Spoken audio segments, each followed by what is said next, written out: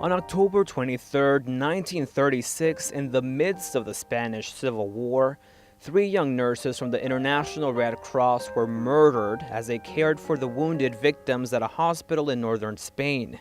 The Catholic Church could soon declare them martyrs. Their names are Olga, 23, Pilar, 25, and Octavia, 41. All 3 were from Astorga in León province. When the war began, they volunteered to help care for the wounded. While they were not the first volunteers killed in the war, they were the first executed because of their faith. The person leading their beatification process is hoping to present their case to the Vatican in the coming weeks. One of those direct witnesses says they heard how one of the guards asked, "Where are the nuns?" The other answers, "They're praying." They could have fled, but they didn't. They didn't because they wanted to remain next to the wounded soldiers from both sides of the fighting. For them, there was no other option than the humanitarian one. Their biographers say that since they were young, all 3 were a prime example of service to others. They worked on the catechesis, collected clothing for the poor, and volunteered with St. Vincent de Paul societies to visit the sick. They say they were examples of the Christian commitment to society.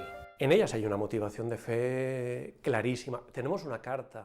There is a very clear motivation and faith for them.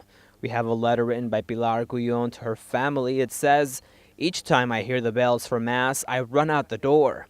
They're simple phrases, but they show that their motivation was in their personal lives. Les motivaba, sobre todo, digo, como coherencia de toda la historia, las historias personales. Their motivation led the 3 young nurses with their commitment and service to others to the ultimate sacrifice, their deaths. Nosotros no hablamos de... We're not talking about the victims of the war, we're talking about the martyrs, people that died because of religious persecution. We're not addressing political parties, no political overtones. What we want to do is recognize the men and women that gave their life in situations contrary to their faith. Contraria a la fe. After getting raped, the 3 were killed. The next day, their bodies were thrown into a mass grave.